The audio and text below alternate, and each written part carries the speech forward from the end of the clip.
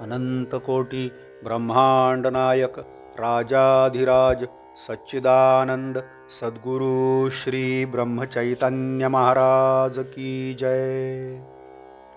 श्रीराम समर्थ। 6 जानेवारी।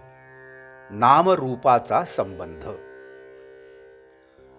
नाम घेत असताना रूपाचे ध्यान आवश्यक आहे का? वास्तविक नाम आणि रूप ही भिन्न नाहीतच, पण नाम हे रूपाच्या आधीही असते आणि नंतरही उरते। नाम रूपाला व्यापून असते। राम जन्माला येण्यापूर्वी वाल्मिकींनी रामायण लिहिले आणि रामाने मागाहून जन्म घेऊन त्यात वर्णन केल्याप्रमाणे आचरण करून दाखविले। म्हणजे रूप अस्तित्वात येण्यापूर्वी नाम होते आणि रूप गेल्यानंतर आजही नाम शिल्लक आहे। देशकालाच्या पलीकडे जे कायम टिकते ते सत्य होय। प्रत्यक्ष आकाराला आलेली अनेक रूपे नाहीशी झाली तरी त्यांचे नाव टिकून राहते। म्हणजे नाम हे देशकालाच्या मर्यादेच्या पलीकडे असते, म्हणजे ते रूपापेक्षा जास्त सत्य असते।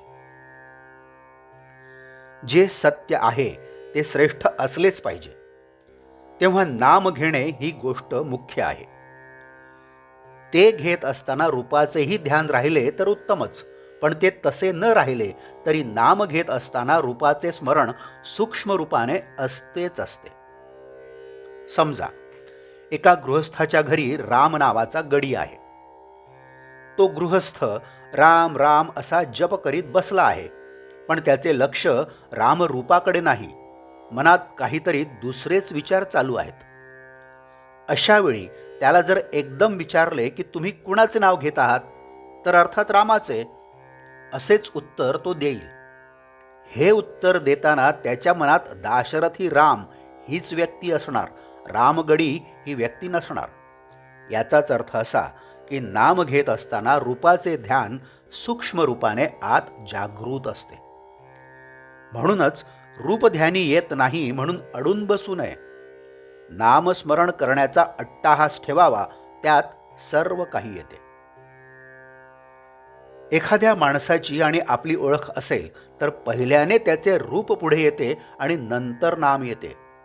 पण आपली त्याची ओळख नसेल आणि आपण त्याला बघितलेला नसेल तर त्याचे फक्त नाव येते।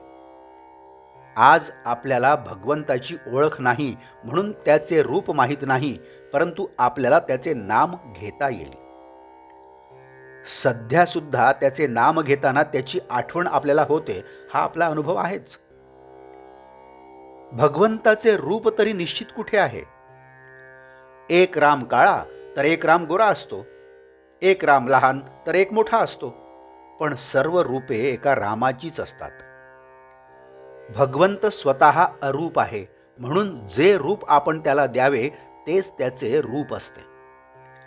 यासाठी आपण कोणत्याही रूपामध्ये त्याचे ध्यान केले तरी चालते।